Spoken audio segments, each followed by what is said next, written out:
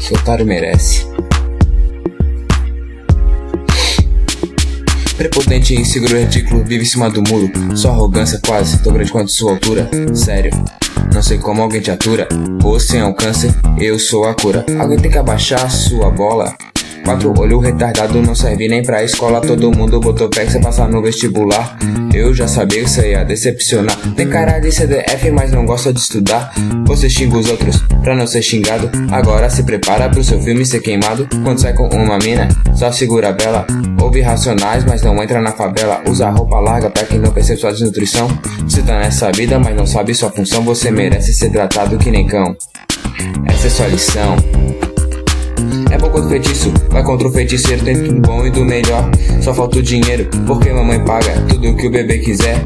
Lembra, você não é rico, sua mãe que é. Vive fazendo piada, mas no fundo é deprimido. Zoa as pessoas pra que seu dinheiro faça sentido. Impressionante como você não se vergonha.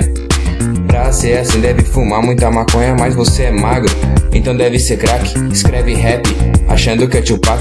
Mas sua letra é pior que a do Michel Teló. Finge ser mal, mas é filho de vó. Eu destruí sem dó.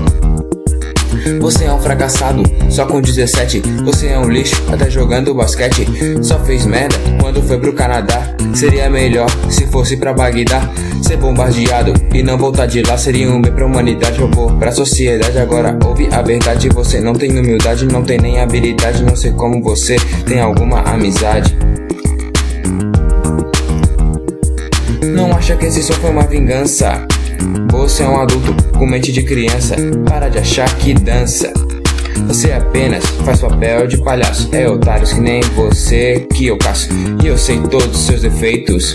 Sei que você tenta, mas nunca será perfeito. Bem-vindo ao inferno, e eu sou o diabo. Você se envergonha, tudo que fez de errado. Eu tô na sua mente, se não consegue me vencer. Quem diria que seu pior inimigo, irmão, fosse você?